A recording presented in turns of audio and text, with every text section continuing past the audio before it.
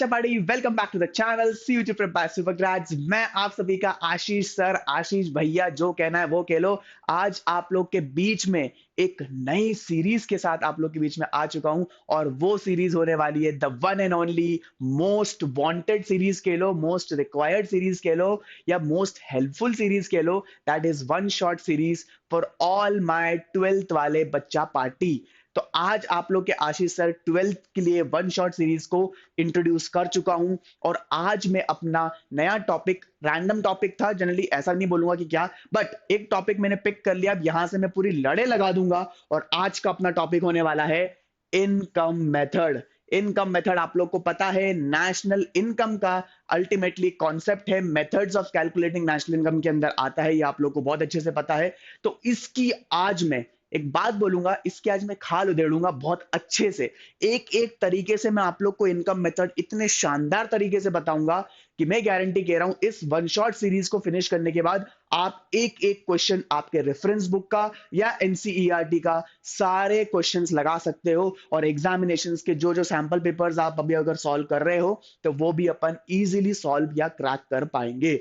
So without wasting any time चलो शुरू करते हैं और इसकी खाल उधेड़ते हैं। आओ देखो, अल्टीमेटली आप लोग को पता है थ्री मेथड्स ऑफ अल्टीमेटली क्या होता है, नेशनल इनकम के अंदर आता है। तो नेशनल इनकम अपना अल्टीमेट पार्ट है कि जिसके अंदर अपन को बहुत ज्यादा बहुत इंपॉर्टेंट कॉन्सेप्ट है अल्टीमेटली, ये तो मैं बोलूंगा। तो उसके अंदर पहला मेथड होता है अपना वैल्यू एडेड मेथड, आपको सभी को पता है। दूसरा होता है अपना इनकम मेथड, तीसरा होता है अपना एक्सपेंडिचर मेथड। तो अगर मैंने आज इनकम मेथड को पूरा उठा के आज अपन खोल देंगे तो मैं दूसरा बोल रहा हूं अल्टीमेटली वैल्यू एडेड और एक्सपेंडिचर भी दूर नहीं है, उसको भी अपन एक एक करके फिनिश ऑफ करेंगे, वन शॉट सीरीज निकालेंगे एक एक चीजों की, तब कि आपको एक चीज क्लैरिटी मिल जाए कि कोई भी डाउट होगा तो वो इससे सॉल्व हो जाएगा। ठीक है, देखो टॉपिक्स अपन क्या क्या कवर करने वाले हैं मैं आप लोग को पहले बता देता हूं। अपन पढ़ेंगे पहले व्हाट इज इनकम मेथड। यार देखो, पढ़ रहे हो तो थोड़ा सा हद करोगे ना, ये तो मानते हो ना। आज अपन इनकम मेथड का in and out from scratch till and पूरा सब समझेंगे कि इनकम मेथड होता क्या है। इसके अलावा और कुछ भी नहीं होगा, मैं कह रहा हूं ना, इसके अलावा और कुछ भी नहीं है। अपन बहुत अच्छे से इसको समझ के क्रिस्प को खत्म करेंगे। Then we will understand the components of income method and its explanation. मतलब इसमें बहुत बढ़िया तरीके से मैंने फ्लो चार्ट्स का प्रेजेंटेशन भी मेंशन करा हुआ है। इसको अपन एक एक करके बहुत तरीके से समझेंगे ताकि आपको एक एक क्लैरिटी मिले और मुझे विश्वास हो जाए कि हाँ आप लोग को बहुत अच्छे से समझ में आ गया है। ठीक है, नेक्स्ट अपन समझेंगे precautions under income method. Precautions आजकल एग्जामिनेशंस में एक नया ट्रेंड कह लो या एक नया वो कह लो एनालिसिस कि हाँ प्रिकॉशंस पूछा ही जाता है, चाहे वो इनकम मेथड का हो, वैल्यू एडेड का हो या तो एक्सपेंडिचर मेथड का हो। ठीक है, तो ये भी बहुत अच्छे से एग्जामिनेशन में पूछा जाता है, अपन इसको करेंगे। और लास्ट में मैंने आप लोग के लिए कुछ सरप्राइज रखा है, बता दूं, सरप्राइज नहीं है, क्वेश्चंस भी हैं। एटलीस्ट दो क्वेश्चन तो अपन सॉल्व करने की कोशिश करेंगे और एक होमवर्क दूंगा। उस होमवर्क का मुझे सारा आंसर कमेंट बॉक्स में एक एक करके आप लोग उसे बताएंगे ताकि मैं वेरीफाई कर पाऊं कि हाँ आप जब ये पूरी वीडियो देख के जब आपने क्वेश्चन सॉल्व किया तो हाँ आशीष सर आपने जो बताया था हमें समझ में आया और आंसर भी सॉल्व हुआ है और सही आया है। ठीक है, चलो देखो, अब मैं आपको इनकम मेथड का पूरा फंडा पहले समझाने की कोशिश करता हूं। ठीक है, क्या एक्चुअली है क्या, किस तरीके से बच्चे थोड़ा कंफ्यूज होते हैं, क्यों इतना कंफ्यूज होता है, आई डोंट नो। समझो, पहला लाइन बोल रहा है under this method income received by all the residents of a country for their productive services. अब समझना बेटा, देखो ध्यान से समझना कि क्या बोल रहा है, इनकम रिसीव्ड है।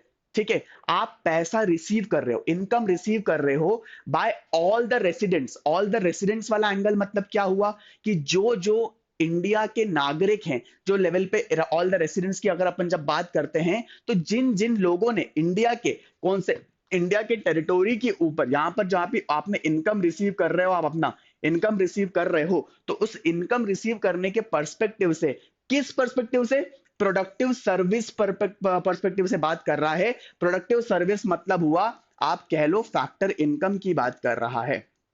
अब फैक्टर इनकम क्या होता है, फैक्टर इनकम वो होता है अपना जिसके अंदर अपन कुछ काम करते हैं। क्या बोला मैंने, जब अपन कुछ काम करते हैं और उसके बदले में मैं पैसा रिसीव करूंगा। तो मैंने कुछ काम किया कहीं जाके, मान लो मैं यहां पर काम कर रहा हूं, तो मैं काम करता हूं, तो काम करने के बाद अब मुझे पैसा मंथ एंड में जब रिसीव होगा तो वो कौन सी सर्विस कहलाएगी बाबू, वो कहलाएगी आपकी प्रोडक्टिव सर्विस कहलाएगी। फंडा समझ में आया? ये नहीं कि मैं बैठा हूं और मुझे पैसा रिसीव हो रहा है, वो दूसरी इनकम होती है, वो आप लोग को भी पता है, वो होती है आपकी ट्रांसफर इनकम। ठीक है, उस चीज की बात नहीं कर रहे हैं अपन।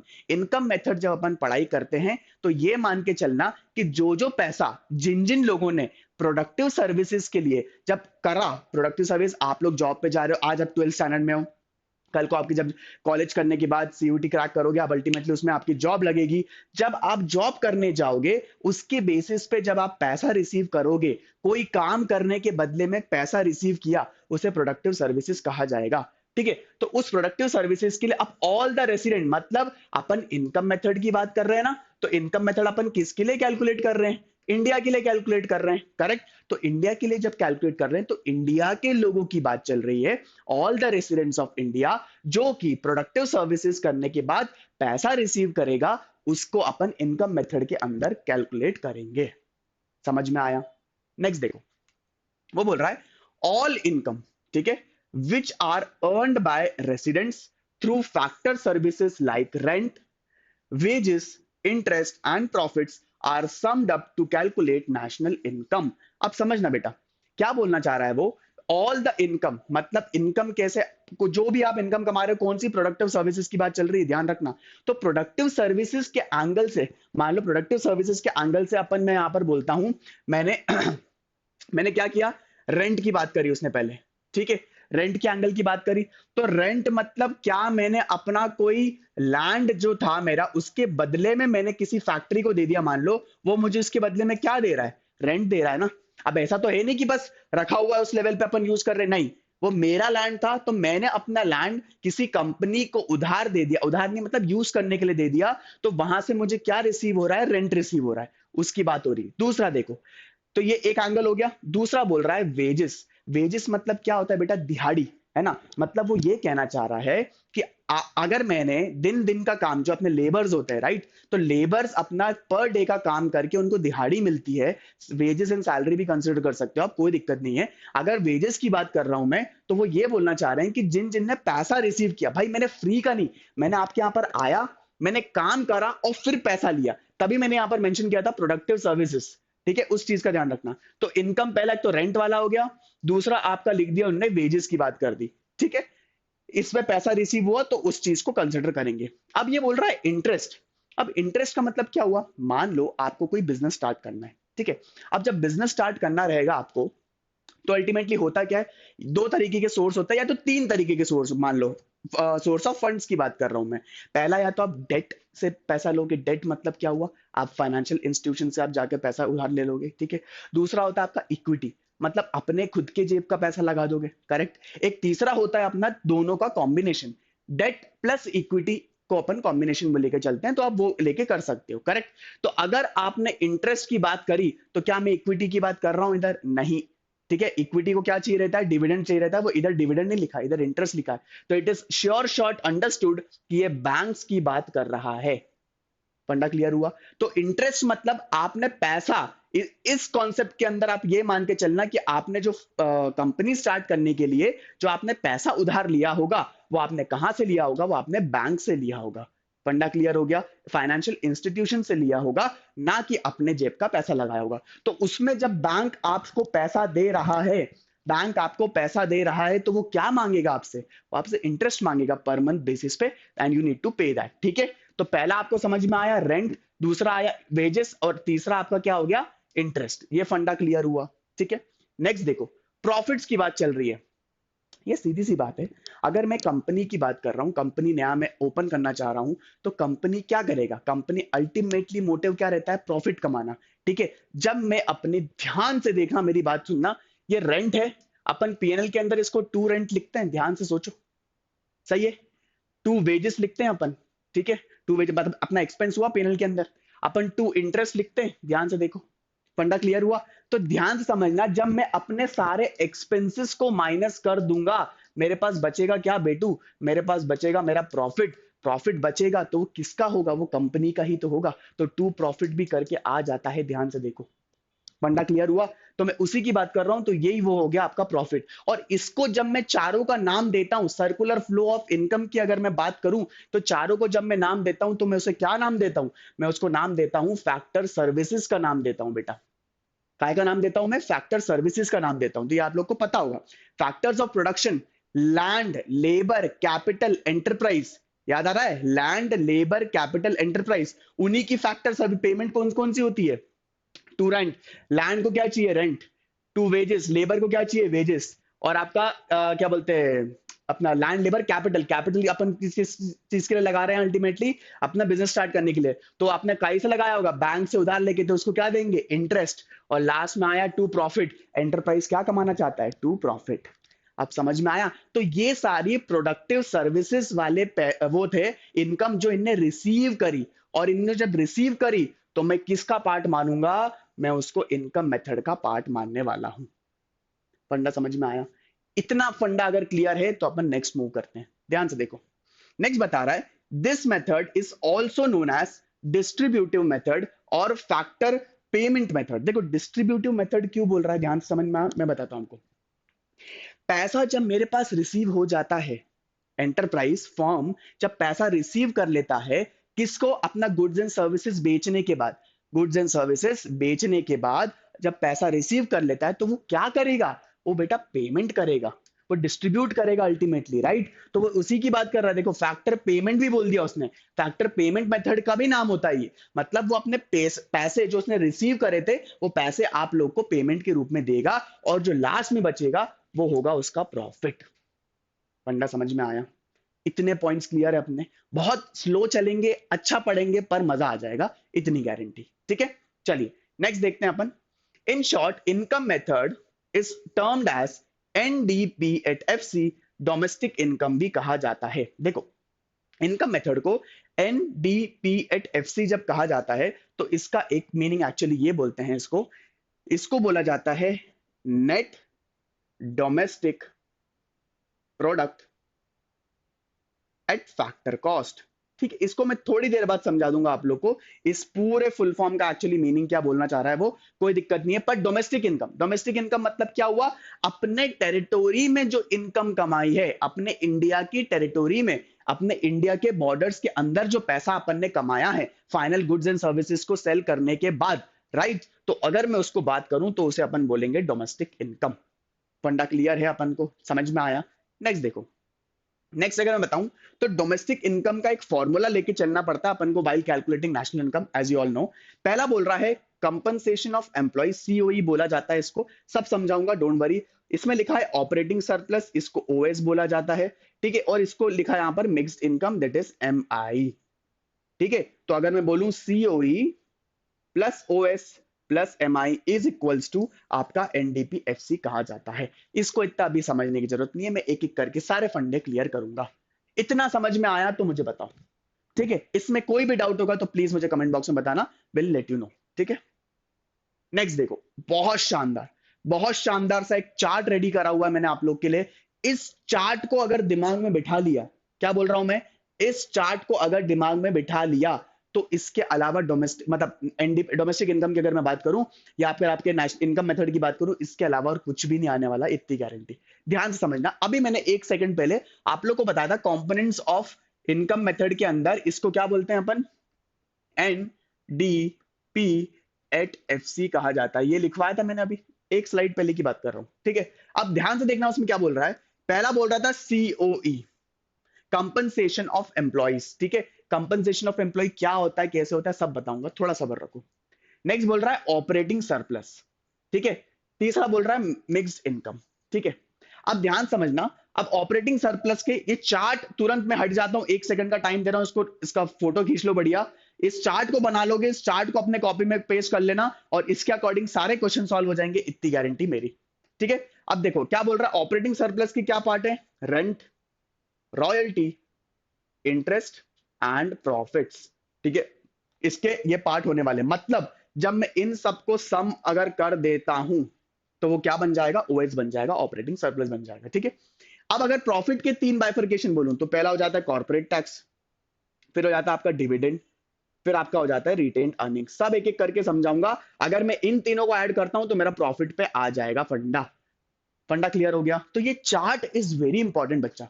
ये चीज अगर आपने ढंग से अगर कर ली, मैं अभी आपको समझाऊंगा एक एक करके सारे एक एक कंपोनेंट को समझ के। मैंने क्या बोला था स्टार्टिंग में, खाल उधेड़ेंगे आज अपन नेशनल इनकम मेथड की। आज अपन खाल उधेड़ेंगे। कैसे उधेड़ेंगे ध्यान से देखो। पहला अपन कंपोनेंट पढ़ने वाला है अपना compensation of employ. Compensation of employ पढ़ेंगे। मुझे एक चीज बताओ, कंपनसेशन ऑफ एम्प्लॉय का मतलब आपको क्या समझ में आता है? कंपनसेशन मतलब क्या होता है? आपने कुछ काम किया। अभी ध्यान से समझना, इस मेथड के अंदर मैंने क्या बोला था? प्रोडक्टिव सर्विसेज का ही पेमेंट करना। प्रोडक्टिव सर्विस कुछ करोगे तो उसके पैसे बदले में आपको पैसे मिलेंगे, करेक्ट?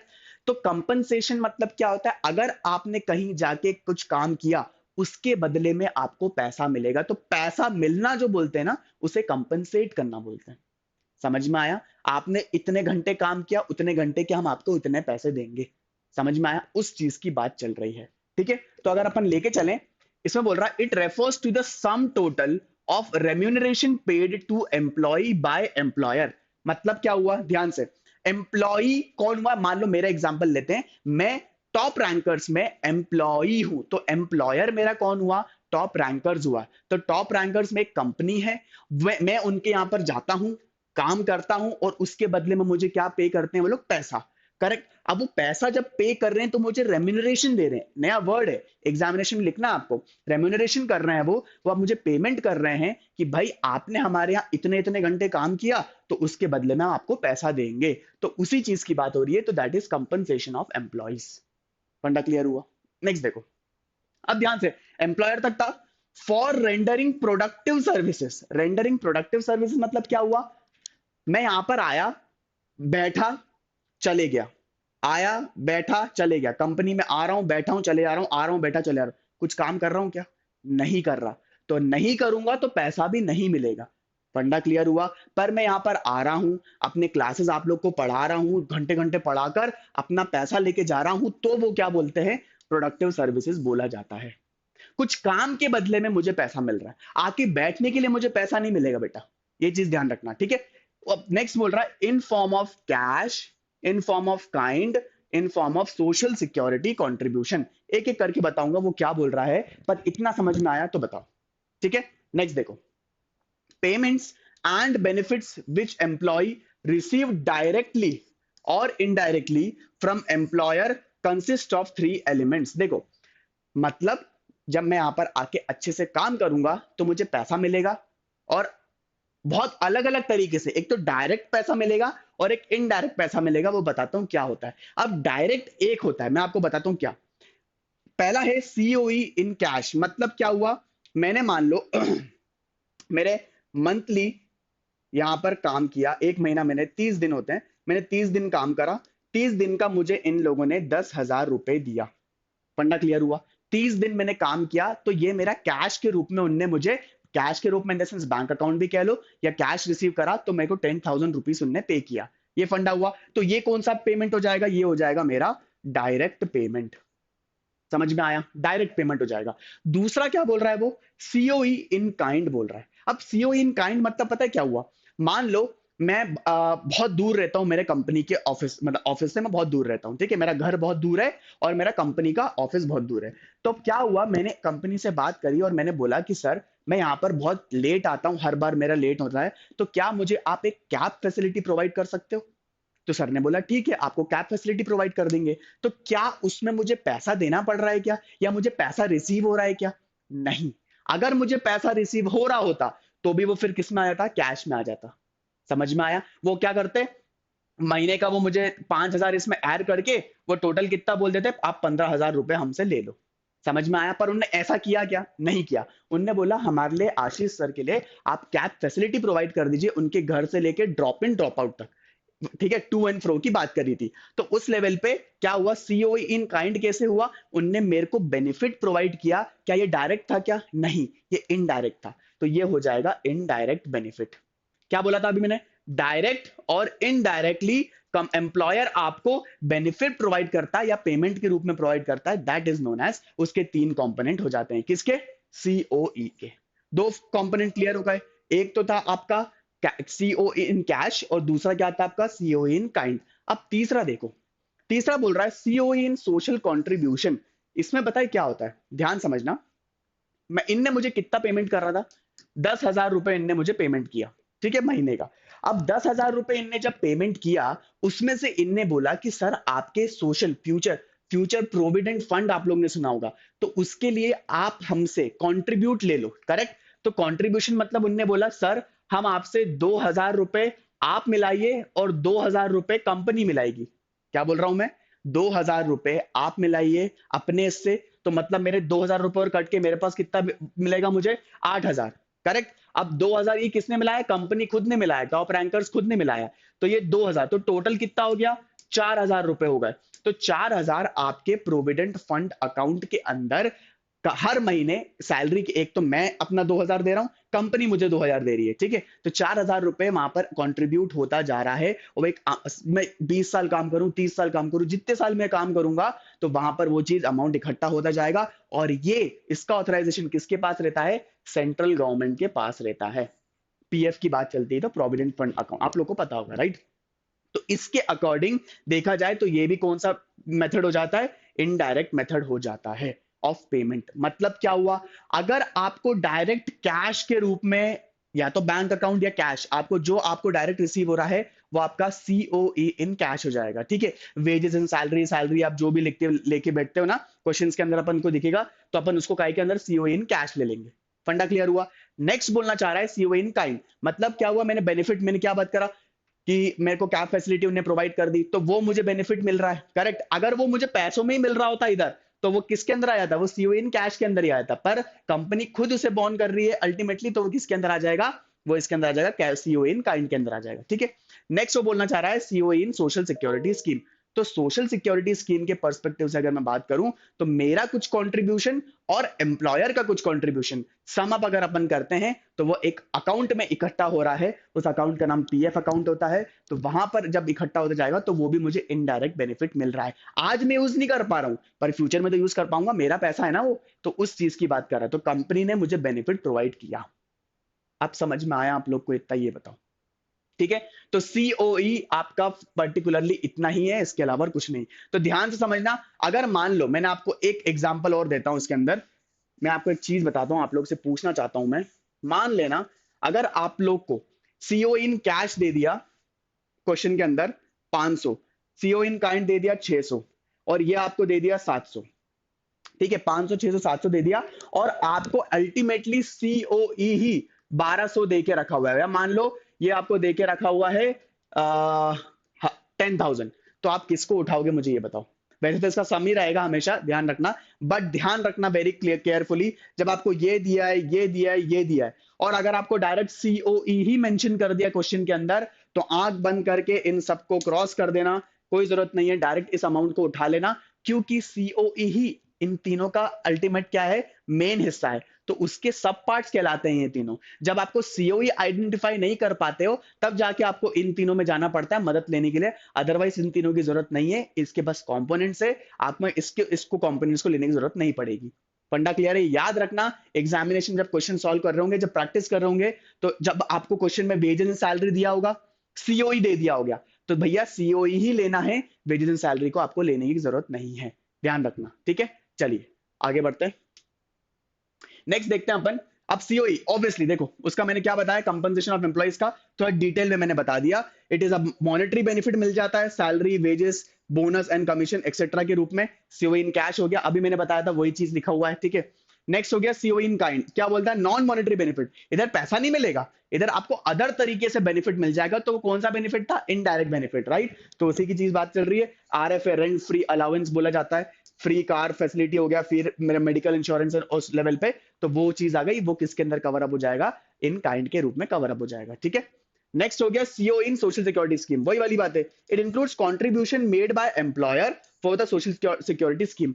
अब एक चीज ध्यान रखना बच्चा, बहुत अच्छे से बता रहा हूं, जब क्वेश्चन में आपको दिया रहेगा COE by employer, COE by employee, ठीक है, ये दिया है 500, ये दिया है 600, ठीक है। अब मुझे ये भी 500 ले लो, कोई दिक्कत नहीं है, 500 ले लो, 600 ले लो, जो भी है, ठीक है। अब एक चीज ध्यान रखना हमेशा, हमेशा क्वेश्चन को कैलकुलेट करते वक्त अगर आपको ये एम्प्लॉयर और एम्प्लॉई का दे दिया तो हमेशा कंट्रीब्यूशन एम्प्लॉयर का लेना, एम्प्लॉई का मत लेना, क्योंकि ये मान के चला जाता है कि कंपनी कंट्रीब्यूट आपकी तरफ से कर रही है। देखो आप तो अपना कंट्रीब्यूशन कर ही रहे हो ना, तो आपका डोमेस्टिक इनकम में क्या कंट्रीब्यूशन है उसकी बात नहीं कर रहा है वो। कंपनी ने कितना, फर्म ने कितना आपके लिए बेनिफिट प्रोवाइड किया, उस चीज को कंसिडर करेंगे। तो ये 500 आएगा, ये 500 नहीं आएगा। पता चला आपने अगर 1000 ले लिया तो आपका कैलकुलेशन गलत हो जाएगा। Be very careful. फंडा क्लियर है? ये सब छोटी छोटी चीजें हैं।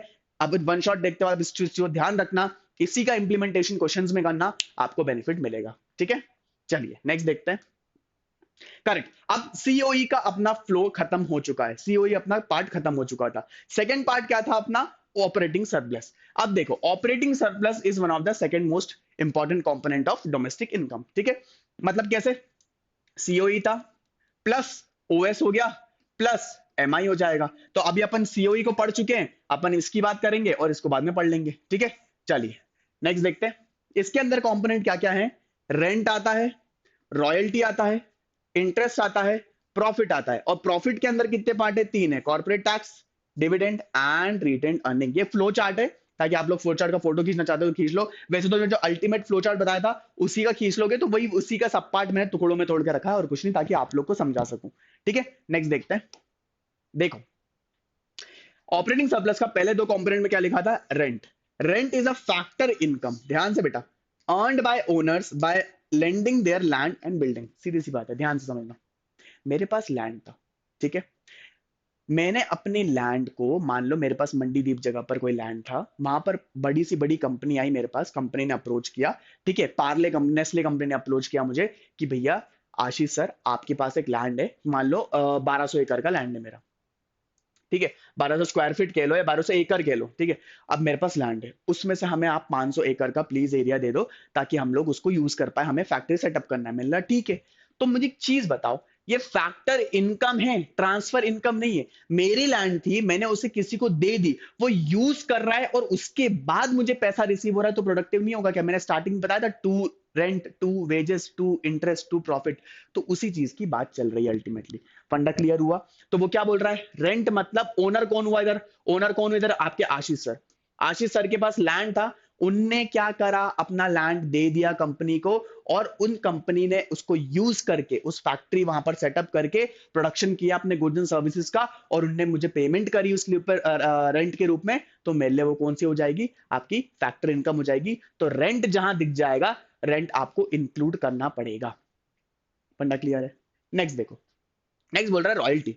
रॉयल्टी मतलब यार सिंपल सा फंडा है, ध्यान समझना। Royalties in income earned by institutions by lending their intellectual property rights. देखो क्या हुआ, मतलब अगर किसी को, एक मैं सिंपल सा एंगल बताता हूं, यहां पर जैसे टॉप रैंकर्स है, तो टॉप रैंकर्स अगर कोई दूसरा बंदा टॉप रैंकर्स के इंटेलेक्चुअल प्रॉपर्टी राइट्स आईपीआर खरीदना चाहता है, तो उसको कंपनी को इंटीमेट करना पड़ेगा, कंपनी से बात करके डील करनी पड़ेगी। अगर कंपनी रेडी है तो ही बात होगी, नहीं रेडी है तो वो आगे के लिए डील कंप्लीट नहीं कर सकते। तो मतलब आपको रॉयल्टी अगर किसी कंपनी की चाहिए तो आप उनको उनसे पहले इंटीमेट करना पड़ेगा, बात करना पड़ेगा, और नहीं है तो फिर आप नहीं यूज कर सकते। अगर उन्होंने अलाउ करा तो उसमें से कुछ रेवेन्यू पर्सपेक्टिव, तो रॉयल्टी में जो इनकम अर्नड होती है, इनकम अर्नड बाय हुम, इधर टॉप रैंकर्स की मैं बात कर रहा था, उनने कमाया मान लो 100 करोड़ रुपए, 1000 करोड़ रुपए कमाया उनने, तो 1000 करोड़ उनने अपना इंटेलेक्चुअल प्रॉपर्टी राइट्स देने के बाद रिसीव किया।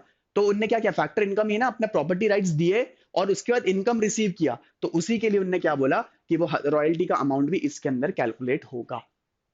फंडा समझ में आ गया आप लोग को? ठीक है, तो दो चीज क्लियर हो गई इधर, पहला रेंट था, दूसरा क्या था? अपना रॉयल्टी। तो इसमें से आपने कोई भी इनकम रिसीव अगर करी है, अर्न करी है, तो वो आपकी एड ऑन हो जाएगी। फंडा क्लियर है?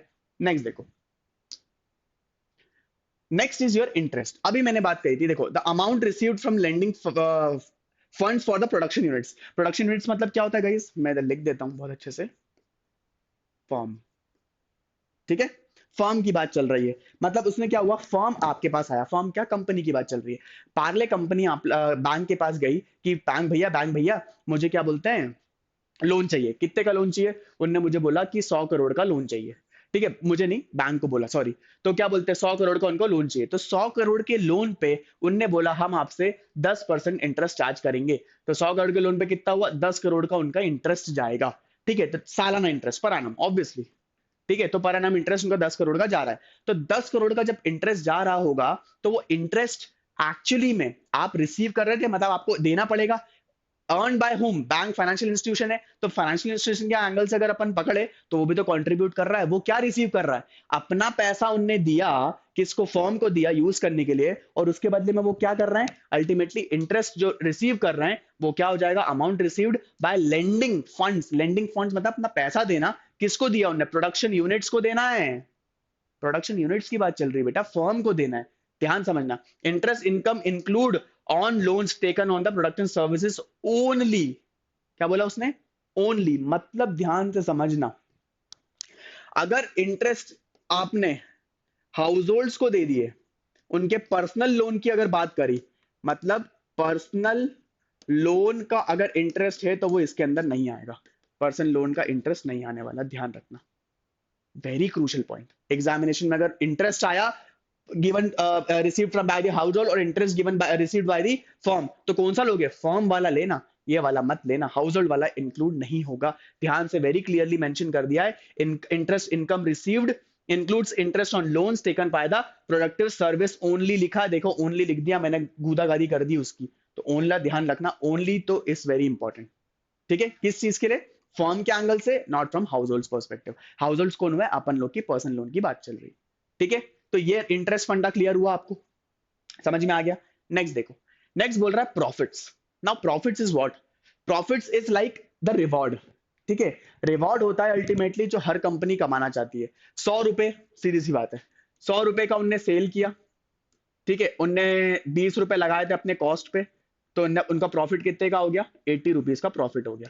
सिंपल सा कैलकुलेशन है ना। तो 80 रुपीज जो उनको रिसीव हुआ है, तो 80 रुपीज के एंगल से अगर मैं बात करूं तो वो रिवॉर्ड है। अब ध्यान समझना इसमें क्या फंडा रहता है, देखो, it is a reward by the two the entrepreneur for the contribution of the production of goods and services. अरे भैया, उनने क्या बोला, मैंने सेल कितने करा गुड्स, अपने मैंने अपने जो गुड्स बनाए थे, मान लो शूज का मैंने मैन्युफैक्चरिंग करा, ठीक है, तो शूज मैंने बेच के कितने रुपए कमाए, 100 रुपए, और मेरी लागत, मेरी कॉस्ट कितनी लगी थी, मेरे जो कॉस्ट ऑफ ऑपरेशंस बोलते हैं अपन, ऑपरेशन कॉस्ट, वो कितना लगा था मेरा, 20 रुपए लगा था, राइट, और मैंने प्रॉफिट कितना कमा लिया, 80 रुपए का। तो उसी की बात चल रही है। ठीक है, इसमें होता क्या है, एक कंपोनेंट आता है कॉर्पोरेट टैक्स, दूसरा कंपोनेंट आता है डिविडेंड, तीसरा कंपोनेंट आता है रिटेन्ड अर्निंग। बहुत अच्छे से समझाऊंगा, ये एक्चुअली फाइनेंशियल मैनेजमेंट का भी एक टॉपिक आता है इसके अंदर, मैं आपको बहुत अच्छे से क्लियर आउट कर देता हूं, आपको क्लैरिटी मिल जाएगी, ध्यान से देखना। देखो, होता क्या है, जब ये जो कॉर्पोरेट टैक्स है, कॉर्पोरेट टैक्स क्या होता है मैं आपको बताता हूं। मान लो आपने सुना होगा EBIT, ठीक है, earning before interest and tax, right. तो EBIT आपका अमाउंट कितना था, मान लो 1000 रुपए, इसमें से मान लो आपने इंटरेस्ट माइनस किया था, ठीक है, आप इंटरेस्ट माइनस कर रहे हो कितने का, आपने माइनस किया 100 रुपए का, ठीक है, तो कितना बचा आपका, 900 रुपए बचा, करेक्ट। तो आपका EBIT मतलब इतना ऑपरेटिंग प्रॉफिट था, इसमें से आपने क्या इंटरेस्ट माइनस कर लिया, और आपके पास बचा, आप इंटरेस्ट माइनस करो तो आपके पास बचेगा क्या, EBT। इसको PBT भी बोला जाता है। EBT मतलब अर्निंग बिफोर टैक्स या प्रॉफिट बिफोर टैक्स भी बोला जाता है, इस चीज को ध्यान रखना। ठीक है, तो अर्निंग बिफोर टैक्स मतलब, अब ध्यान से समझना इसका क्या बोल रहा है, इसमें आप क्या माइनस कर दोगे, टैक्स माइनस कर दोगे एट मान लो 30%, ठीक है, 30% आपने माइनस किया, 9 तो 270 रुपीज आपका इसमें से आपने माइनस करा, तो आपके पास जो अमाउंट जो बचेगा इसमें से कितना बच रहा है, देख लो, 9 माइनस 270 अगर आप करते हो तो 630, राइट। तो 630 अगर आपके पास बच रहा है तो ये बोलते हैं EAT, मतलब PAT। EAT मतलब earning after tax, profit after tax, बहुत सुना होगा आप लोगों ने ये, फंडा क्लियर हुआ। तो मतलब होता ये है कि 900 रुपए जो आपने इधर कमाए थे, ये टैक्स के डिडक्शन के पहले के थे। अब जो टैक्स डिडक्ट हो गया है, तो ये जो टैक्स दिख रहा है आपको 30% का जो ब्रैकेट है, मैं आपको इसमें मार्क कर देता हूं, देखिए, हाइलाइटर से मार्क कर देता हूं मैं, आप लोग को क्लैरिटी मिलेगी। ये देखिए, ये जो इसने ये 30% का ब्रैकेट दिख रहा है आपको, ये वाला जो है, ठीक है, 270 वाला है ना, तो ये इसी की अगर मैं बात करूं तो ये आपका होता है कॉर्पोरेट टैक्स। ध्यान रखना, ये आपका क्या होता है, ये आपका कॉर्पोरेट टैक्स होता है। फंडा क्लियर हुआ? मतलब अर्निंग ईबीआईटी होता है 1000 माइनस इंटरेस्ट आपने किया, इंटरेस्ट कंपोनेंट माइनस करोगे तो ईबीटी बचेगा। ईबीटी का दूसरा नाम क्या होता है? एक तो होता है earning before tax full form, उसका दूसरा होता है प्रॉफिट बिफोर टैक्स। तो पहले टैक्स के पहले आपका कितना प्रॉफिट था? 900 था। अब आपने टैक्स माइनस करा, कितने माइनस करा? 30% से माइनस किया, तो आपका कितना आया? 270 आया। तो 270 जो माइनस हुआ ना आपका, वो उसी चीज की बात चल रही है, और 270 आप इधर बोल सकते हो। फंडा क्लियर हुआ? ये 270 आपका कॉर्पोरेट टैक्स हो जाएगा। और आखिरी में जो बचा, इसको क्या बोलेंगे? अब ध्यान समझना, इसी से मैं आगे का ट्रीटमेंट बता रहा हूं, ठीक है? अर्निंग बिफोर जो अर्निंग आफ्टर टैक्स जो बचा 630, इसके यहां पर देखो 630 के दो ट्रीटमेंट होंगे। 630 रुपीज जो लिखा है, 630 रुपीज जो, इसको क्या बोला मैंने? पैड बोला है मैंने, ठीक है? तो 630 जो मैंने बताया ना, इसके दो ट्रीटमेंट होंगे, बताऊं कौन से? पहला होगा डिविडेंड के रूप में, और दूसरा होगा रिटेन्ड अर्निंग के रूप में। आप लोग अकाउंट्स वाले बच्चे हो, आप लोग को सब पता है, बट मैं एक डिटेल एनालिसिस बताता हूं आपको। कंपनी के हमेशा दो डिसीजंस रहता है। जो प्रॉफिट उनने कमाया, कितना कमाया? 630, या तो वो डिविडेंड पे आउट कर दे, डिविडेंड पे आउट, ठीक है? दूसरा होता है रिटेंशन पे आउट, रिटेंशन रेशो भी कहा जाता है इसको, या डिविडेंड पे आउट, या तो रिटर्न। अब ध्यान से, डिविडेंड मतलब क्या हुआ बेटा? 630 रुपीज में से अगर मुझे डिविडेंड बांटना है, तो मान लो मैंने परसेंटेज फिक्स कर दिया इसका, मैंने परसेंटेज किया 70% डिविडेंड बांट दो, 30% अपने पास रख लेना।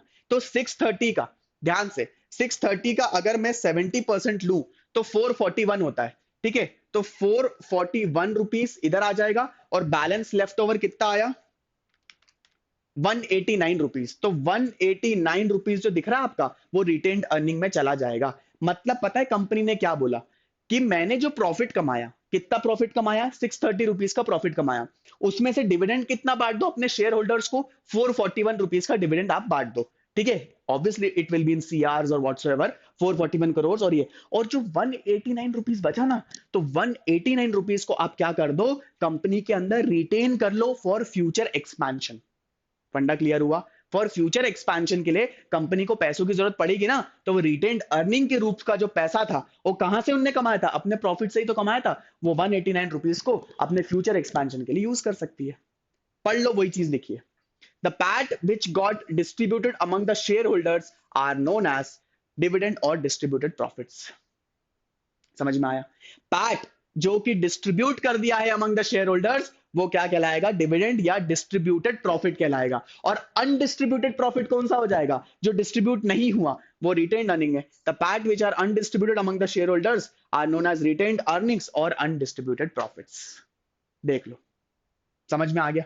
मतलब ये मैंने आपको एक क्लासिक एग्जांपल से कॉर्पोरेट टैक्स का भी एक्सपोजर बता दिया, डिविडेंड का एक्सपोजर बता दिया, और आपको रिटेन्ड अर्निंग का भी एक्सपोजर बता दिया। फंडा क्लियर हो गया आप लोग को? अब एक चीज मेरी ध्यान रखना वापस से, अगर एग्जाम में आपको कॉर्पोरेट टैक्स दे दिया 1000, डिविडेंड दे दिया 1500, रिटेन्ड अर्निंग दे दिया आपको मान लो 2000, और अगर आपको प्रॉफिट का अमाउंट ही दे दिया 3000, तो आप क्या लोगे? आप लोग को आंसर पता है, प्रॉफिट का अमाउंट ले लेना, उसके नीचे का कोई उठाने की जरूरत नहीं है। ना कॉर्पोरेट टैक्स उठाने की जरूरत है, ना डिविडेंड, ना रिटर्न अर्निंग, क्योंकि इन तीनों के सम अप से ही तो प्रॉफिट बना है। ऑब्वियसली मैंने अभी बताया था, 630 अपन ने लेके चले थे 630, तो 630 आपका प्रॉफिट, सॉरी प्रॉफिट, हाँ आपका 630 था, उसी कंपोनेंट्स को अपन ने बांट के रखा 441 और 189 के रूप में। और अगर आपको 630 डायरेक्ट ऑलरेडी देके रखा हुआ है, तो काय के लिए लेोगे आप उसको? समझ में आया? तो नीचे के कंपोनेंट्स को ध्यान रखना, नहीं लेना अगर profits already given in the question है तो। फंडा क्लियर है? आई गेस इतना क्लैरिटी, इतना डेप्थ में आपको कोई भी नहीं बताएगा, आपको समझ में आ गया होगा कि अब कितने अच्छे से आपको क्लैरिटी लेके चलनी है, ठीक है? नेक्स्ट देखिए, मिक्स इनकम, ठीक है? तो मतलब अपन ने क्या क्या कर लिया? N D P at F C की बात चल रही है, इसको अपन क्या बोलते हैं? और इसको बोलते हैं domestic income, correct? Domestic income कहा जाता है इसको, अभी बताया था। इसमें सीओई अपन ने फिनिश ऑफ कर लिया, इसमें अपन ने ऑपरेटिंग सरप्लस फिनिश ऑफ कर लिया, और इसमें अब लास्ट क्या बचा है? मिक्स्ड इनकम बचा है जो कि ये है, इसको फिनिश ऑफ करेंगे। पूरा पूरा domestic income on the verge of ending है गाइस, ध्यान रखना। देखो इसमें क्या बोल रहा है, income generated by own account workers like farmers, bakers etcetera, unincorporated incomes like retail traders, small shopkeepers etcetera. देखो क्या होता है, मिक्स्ड इनकम को अपन ये मान के चल रहे हैं कि जो छोटे छोटे वो नहीं होते व्यापारी, है ना, छोटे छोटे व्यापारी जो होते हैं उनके पर्सपेक्टिव से भी अगर मैं बात करूं तो उनकी इनकम भी तो वो लोग रिसीव कर रहे हैं ना यार, वो भी तो कुछ बेच रहे हैं, कुछ काम कर रहे हैं, तभी तो पैसा मिल रहा है उनको, राइट। तो उनकी इनकम को क्यों नहीं अपन कैलकुलेट करें, उनकी इनकम को अपन क्यों नहीं डोमेस्टिक इनकम के अंदर इंक्लूड करें, सवाल ये है। तो सवाल इसी के लिए उसे जवाब उसने दिया कि फार्मर्स हो गए, बेकर्स हो गए, जो आजकल आपने देखा होगा इंस्टाग्राम्स के अंदर बहुत सारे बेकर्स अपना अपना पेज खोल के अपना घर से बेकरी कर रहे हैं और ऑल ओवर अपने अपने एरियाज में वो सेल कर रहे हैं, राइट। तो उनकी इनकम तो अकाउंटेबल हो ही नहीं रही है, समझ में आया। तो उनकी इनकम भी डोमेस्टिक इनकम का पार्ट बनना चाहिए, वो इस चीज की बात कर रहा है। नेक्स्ट बोल रहा है अनइनकॉर्पोरेटेड इनकम्स, मतलब रिटेल ट्रेडर्स, छोटे छोटे अपने वो किराने वाले शॉप्स नहीं होते, किराने वाले अंकल होते हैं, तो उनकी भी तो वो भी तो कुछ प्रोडक्टिव सर्विस ही कर रहे हैं, अपना माल उनके पास आता है फ्रॉम फर्म, उसी को तो सेल कर रहे हैं वो लोग, राइट। तो उनकी इनकम को भी, स्मॉल शॉपकीपर्स को भी अपन को किसका पार्ट लेके चलना है, मिक्स्ड इनकम का पार्ट लेके चलना है। समझ में आया आप लोग को, फंडा क्लियर हो गया। देखो अब इसमें देखा जाए तो इसके अकॉर्डिंग एनडीपीएफसी के अपने तीनों मेजर कंपोनेंट्स को अपन ने फिनिश ऑफ कर दिया है, इसके अलावा हटके कुछ नहीं आएगा, इतना गारंटी में सीना ठोक के दे रहा हूं आपको, ठीक है। अब अपन देखते हैं प्रिकॉशंस, देख लो एक बार प्रिकॉशंस अंडर इनकम मेथड क्या क्या है। Transfer income should not be included in the national income, obviously guys. Transfer income मतलब पता है क्या था, मैंने क्या बोला था, टॉप रैंकर्स में मैं आ रहा था, बैठा हुआ था और क्या बोलते पैसे मुझे मिल रहे थे, तब भी उस लेवल को, तो ट्रांसफर इनकम वाले एंगल्स को रिसीव नहीं करना है। मतलब ट्रांसफर इनकम का एक और क्लासिक एग्जांपल अगर दूं, मान लो आप गवर्नमेंट, आपके पापा मम्मी लोग गवर्नमेंट एम्प्लॉय है, ठीक है, तो जब गवर्नमेंट एम्प्लॉय जब होता है इंसान और जब उसका रिटायरमेंट हो जाता है तो उनको क्या रिसीव होती है पता है, पेंशन रिसीव होती है, आप लोग को पता होगा, राइट। और मान लो आप बहुत ब्राइट स्टूडेंट हो, आपने स्कॉलरशिप एग्जामिनेशन दिया, तो स्कॉलरशिप एग्जामिनेशन में आपने फीस थी उस कॉलेज की मान लो 10 लाख रुपए, और 10 लाख में आपने पूरी वेव ऑफ कर दी, 0 रुपीज देना पड़ रहा है, आपने स्कॉलरशिप पूरा क्लियर कर लिया, 100% स्कॉलरशिप मिल गई, तो वो भी एक तरफा, मतलब आपको क्या पैसे देने की जरूरत पड़ी क्या, नहीं देनी पड़ी, तब भी आप अपना क्या ले रहे हो, एजुकेशन पूरा कर पा रहे हो। पेंशन में क्या होता है, पेंशन में क्या होता है कि भैया गवर्नमेंट एम्प्लॉइज अब कुछ काम नहीं करते, अब घर पे बैठते हैं, तब भी उनको मंथली सरकार पेमेंट करती है, राइट। तो उसी एंगल से वो कुछ काम ना करने का पैसा जब भी आप रिसीव कर रहे हो तो वो कौन सा हो जाएगा, ट्रांसफर इनकम हो जाएगा। तो transfer income will not be included in the national income होगा। फंडा क्लियर हो गया। नेक्स्ट देखो, sale and purchase of second hand goods not to be included in the national income, obviously, मतलब फर्स्ट हैंड गुड्स की ही value है, first hand goods की ही वैल्यू है, और फर्स्ट हैंड गुड्स को ही आपको कंसिडर करना है while calculating national income. Second hand goods को बिल्कुल मत लेना। मान लो मैं गया, मैंने जाके पहले एक ना बाइक परचेज करी, ठीक है, तो बाइक परचेज करी थी मैंने बाइक परचेज करी थी मान लो 1.5 लाख रुपए की, ठीक है, तो 1.5 लाख रुपए की जब मैंने बाइक परचेज करी, उसको मैंने 5 साल चलाया, 6 साल चलाया, 10 साल चलाया, रगड़ दिया मैंने, और उसकी वैल्यूएशन मान लो आज डेप्रिसिएशन की अगर अपन बात करें, लग के उसकी वैल्यू मुश्किल से 50,000 भी नहीं बची होगी, ठीक है। अब उसके बाद अगर मैं आपको, आप मेरे पास आए कि अरे सर ये आपकी बाइक बहुत अच्छी है, आप हमें सेल कर दोगे क्या, मैंने बोला ले लो, 40,000 में ले लो, 50,000 का वैल्यूएशन आप 40 में ले लो, मुझे कोई दिक्कत नहीं है। तो वहां भी तो मैंने पैसे कमाए, मैंने अपनी बाइक बेच के तो पैसे कमाए, वो बाइक बेचना कंसिडर नहीं किया जाएगा क्योंकि वो फर्स्ट हैंड गुड नहीं है, अब वो आपके लिए सेकेंड हैंड गुड बन चुका है। समझ में आया, तो उसको कंसिडर मत करना। नेक्स्ट है gains from lotteries and horse race gambling will not, मतलब क्या होता है पता है, in the national income sudden gain जो होता है ना, सडन, जिसके अपन प्रिपेयर्ड नहीं थे, सडन मेरी लॉटरी लग गई, मैंने खोला और मेरा नंबर मैच हो गया और मेरे को 1 करोड़ 10 करोड़ रुपए मिल गए, उसका अपन कंसिडरेशन नेशनल इनकम में नहीं किया जाता है, क्योंकि इसमें कुछ काम किया क्या, गुड्स एंड सर्विसेज आपने बेचे क्या, प्रोडक्टिव सर्विस कुछ किया क्या, नहीं किया, इसमें तो आपका लक चल गया, लक से कमाए हुए पैसे को अपन इसके अंदर इंक्लूड नहीं करेंगे, ठीक है। नेक्स्ट बोल रहा है sale and purchase of share and debentures will not, obviously इधर हॉर्स रेस लॉटरी वाला था, इधर शेयर मार्केट का हो गया। मान लो आज आपका शेयर मार्केट में जो आपने कोई शेयर खरीद के रखा होगा, मान लो आईटीसी का शेयर प्राइस चल रहा है फॉर एग्जांपल 200 रुपीज, सडन एक रात के अंदर आपने और इसमें पैसा लगा के रखा था 1 लाख रुपए, ठीक है, अब 1 लाख रुपए आपने जो लगा के रखे थे, एक रात के अंदर अगले दिन आप सुबह उठे और आपने देखा इसका प्राइस हो गया 10,000 रुपए पर शेयर, तो आपकी तो वाह होगी ना, आपकी तो उसमें सडन कैपिटल गेन कमा लिया बेहतरीन वाला, तो उसको भी कंसिडर नहीं किया जाएगा। भाई जो भी सर्कमस्टांसेस हुए हो शेयर मार्केट के अंदर, जो भी इंपैक्ट पड़ा होगा, तो उसका आपने क्या सेल और मतलब अल्टीमेटली गुड्स एंड सर्विसेज का इंपैक्ट आएगा इसके अंदर, सेल कुछ करा था क्या? नहीं, तो वो चीज भी कंसिडर नहीं होगी। तो sale and purchase of shares and debentures will not be included, ये चीज बिल्कुल बहुत अच्छे से ध्यान रखना बेटा, ठीक है। लास्ट बोल रहा है, imputed value of service provided by the owners of production units will be included in the national income like production for self consumption, मतलब इसमें इंक्लूड होगा ये। imputed value पता है क्या होती है, ध्यान समझना। सेल्फ कंजम्पशन मतलब समझो कैप्टिव कंजम्पशन बोला जाता है। क्या बोला जाता है इसको? Captive consumption. अब देखो कैप्टिव कंजम्पशन का मतलब क्या होता है बेटा? कैप्टिव कंजम्पशन का मतलब ये होता है, मान लो मैंने पावर जनरेट किया, ठीक है, मेरी कंपनी ने पावर जनरेट करा 1,000 यूनिट का, ठीक है, टोटल 1,000 यूनिट का पावर जनरेशन था, पावर जनरेशन, ठीक है। तो पावर जनरेशन अगर मेरे 1,000 यूनिट पूरी फैक्ट्री में था, मेरा ये मेरी पूरी फैक्ट्री है, यहां पर मैंने पावर जनरेट किया, ठीक है, ये मेरे पावर जनरेट करने के बाद ये मैंने कितना 1,000, अब मेरे मान लो यूनिट वन को मैंने 1,000 में से 100 यूनिट का सेल कर दिया। 1,000 यूनिट 1 को मैंने 100 यूनिट का पावर जो मैंने जनरेट किया था, 1,000 टोटल पर डे का मैंने 1,000 यूनिट जनरेट किया था, उसमें से 100 यूनिट का मैंने यूनिट 1, मेरी एक यूनिट होगी, मान लो मेरी एक दूसरी यूनिट है, यूनिट 2 और यूनिट 3, मेरे पास 3 यूनिट है मेरे एरिया में, ठीक है। तो मैंने यूनिट 1 को कितना यूनिट सेल कर दिया?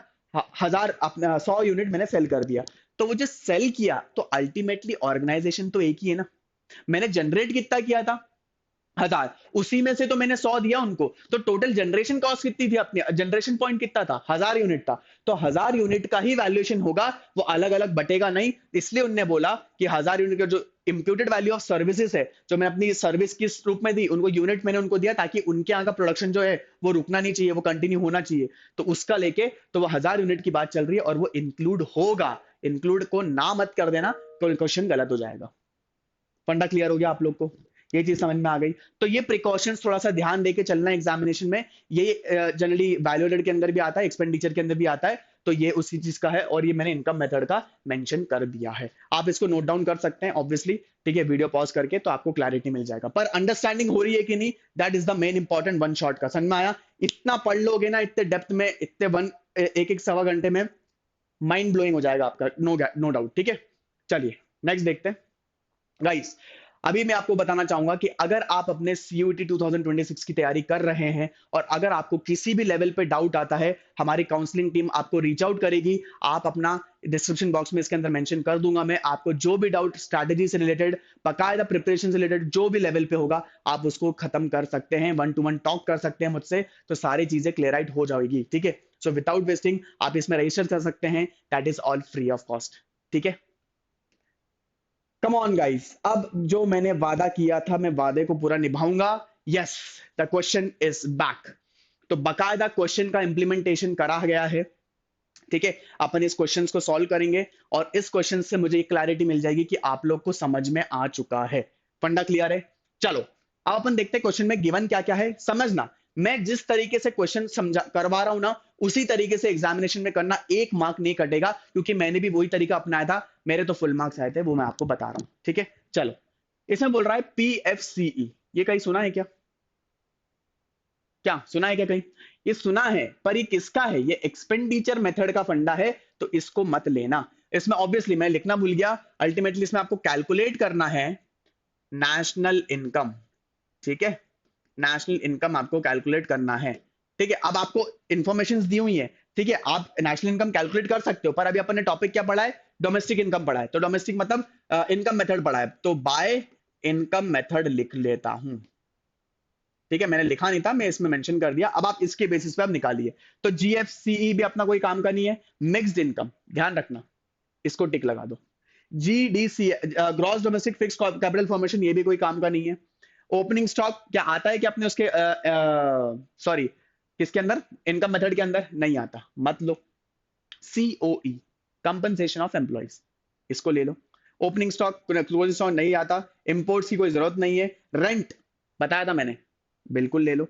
कंजम्पशन ऑफ फिक्स कैपिटल, इसको क्या बोला जाता है guys? Consumption of fix capital को बोला जाता है डेप्रिसिएशन, तो प्लीज बी केयरफुल। हाँ, इसको मैं लिख देता हूं आप लोग के लिए, डेप्रिसिएशन बोला जाता है, कंफ्यूज नहीं होना है, तो मदद हो सकती है, देख लेते हैं।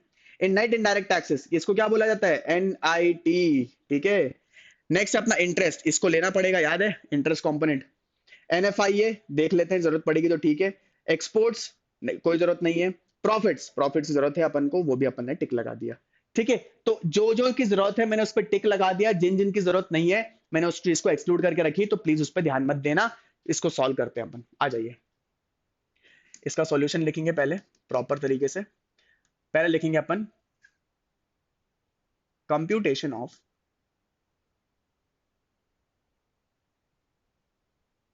नेशनल इनकम,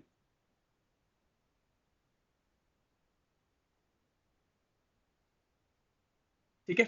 ये अपन ने लिखा, मेंशन कर दिया। अब मुझे एक चीज बताना, किस मेथड से निकालना है?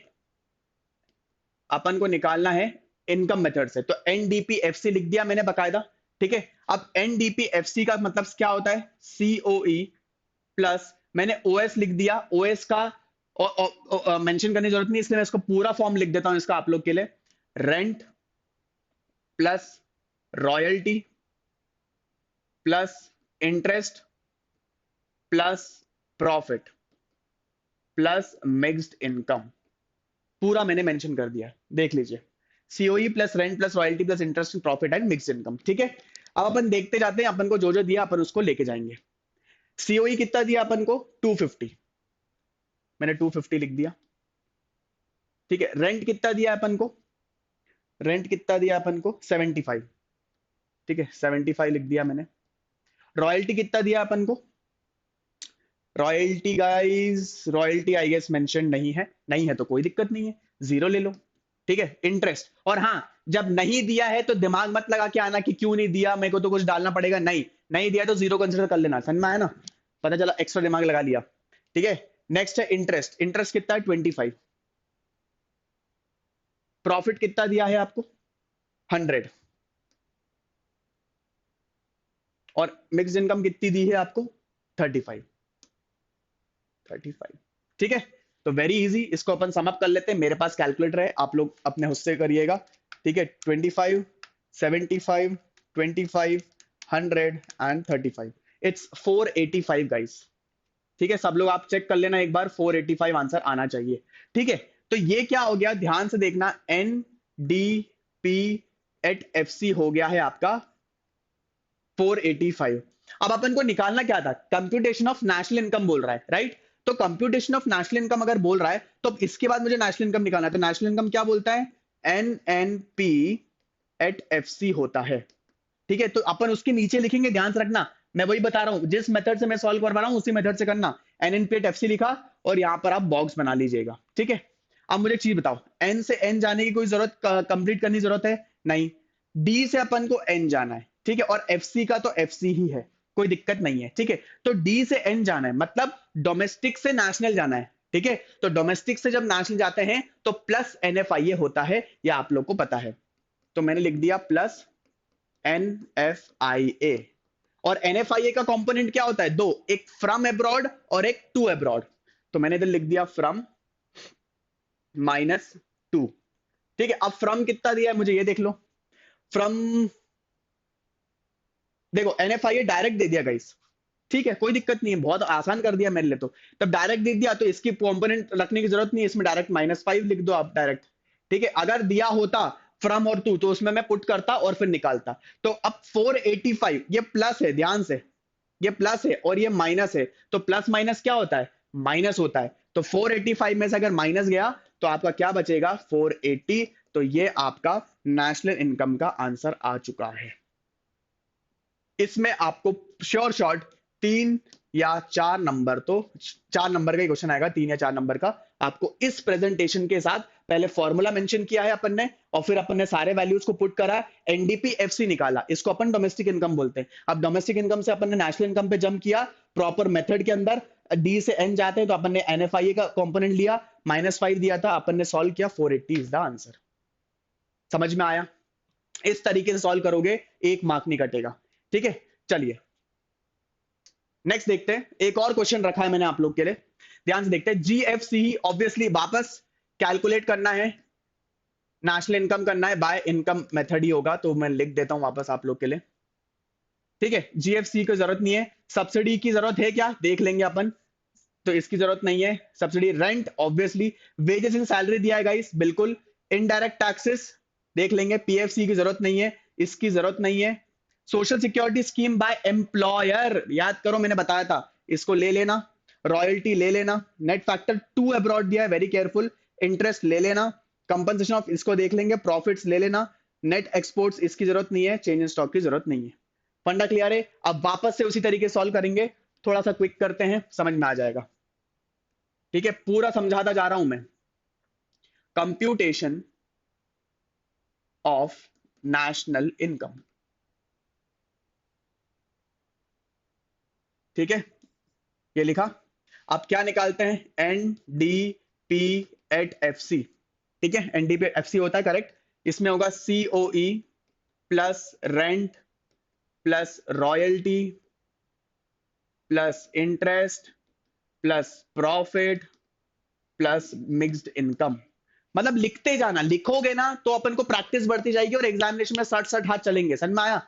सीओई, अब सीओई कितना जल्दी बताओ, सीओई दिया है क्या, नहीं दिया, तो उनने सीओई के 2 कंपोनेंट दे दिए, राइट। पहला वेजेस एंड सैलरी दे दिया 600 और social security scheme by employer 55। तो मैं इसमें लिख देता हूं 600 प्लस 55, कोई दिक्कत नहीं है, ऐसा भी लिख सकते हो आप। और अगर आपको टुकड़े में लिखना है कि CO wages and salary plus employer, तो इस सीओई को काट देना, आप उसके अकॉर्डिंग भी लिख सकते हो, कोई बड़ी बात नहीं है। रेंट दिया है क्या गाइस, सॉरी, रेंट दिया है क्या, रेंट दिया है क्या, हाँ 200 दिया हुआ है। ठीक है, तो रेंट आपको दिया है 200। रॉयल्टी दिया है क्या, रॉयल्टी दिया है 25। इंटरेस्ट दिया है क्या, इंटरेस्ट दिया है 20। प्रॉफिट दिया है क्या, प्रॉफिट दिया है आपको 130। मिक्स्ड इनकम दिया है क्या, mixed income, guys mixed income तो नहीं दिया है, चलेगा, बहुत अच्छी बात है, नहीं दिया तो 0 ले लो, कोई दिक्कत नहीं है। अब बस प्लस कर दो, मेरे पास कैलकुलेटर है, आप लोग नहीं यूज कर सकते। 600, 55, 200, 25, 20, 130, ये आ रहा है आपका 1030। ठीक है, तो 1030 आपका आंसर आया है। This is N D P at F C. ठीक है, अब आपको जाना कहां है, N N P at F C जाना है, राइट। तो इससे जाने के लिए क्या करना पड़ेगा, ये तो चेंज करने की जरूरत नहीं है। डी से एन जाना है, ये भी सेम टू सेम है। डी से एन जाता है तो वापस क्या बोलेंगे, प्लस एन एफ आई ए होगा, तो प्लस एन एफ आई ए कर दो बाबू। इसमें क्या होगा, फ्रॉम -2। अब ध्यान से देखना, ठीक है, अब इसमें ध्यान से देखो, नेट फैक्टर इनकम 2 अब्रॉड दिया है, वेरी केयरफुल। 2 अब्रॉड दिया है 30, समझ में आया। तो 2 अब्रॉड अगर दिया है तो फ्रॉम दिया है क्या आपको, नहीं, उसको 0 ले लो। 2 अब्रॉड कुछ दिया है, 30 दिया है, तो 0 - 30 कितना होता है, -30 होता है। अब यहां पर प्लस और यहां पर माइनस, प्लस माइनस माइनस होता है, तो 1030 में से 30 गया तो आपका आंसर आ जाएगा 1000। So this is your national income का आंसर। देख लो गाइस, कोई डाउट है तो मुझसे पूछ लेना, कमेंट बॉक्स में मुझे रिप्लाई कर देना, मैं मतलब पूछ लेना, मैं उसमें कमेंट बॉक्स में आपको रिप्लाई कर दूंगा। फंडा क्लियर हुआ कि नहीं हुआ। इस तरीके से अगर आप प्रेजेंटेशन करते हो, मैं कह रहा हूं कहीं 1 मार्क कट गया तो मेरा नाम बदल देना। This should be the pattern. फंडा क्लियर है। अब आई होप आप लोग को इतनी क्लैरिटी मिल गई। मैं आप लोग के लिए एक होमवर्क क्वेश्चन लेकर आया हूं। प्लीज प्लीज प्लीज, अगर आप बहुत सीरियस हो अपने 2026 एग्जामिनेशन, बोर्ड एग्जामिनेशन के लिए, तो आप इस क्वेश्चन को सॉल्व करोगे और कमेंट बॉक्स में मुझे आंसर बताना। मैं सब एक एक का आंसर देखने वाला हूं, मैं अभी कह रहा हूं, मजाक से हट के एक एक का आंसर देखूंगा। आप इसको प्लीज देख लीजिए, पूरा नोट डाउन कर लीजिए। मैं आपके लिए 1 मिनट का टाइम दे रहा हूं। अगर आपको इसके अलावा कोई डाउट है तो प्लीज लेट मी नो। अगर लास्ट वाला छूट रहा है कॉर्पोरेशन टैक्स के बाद, ये 250 अमाउंट है, देख लेना।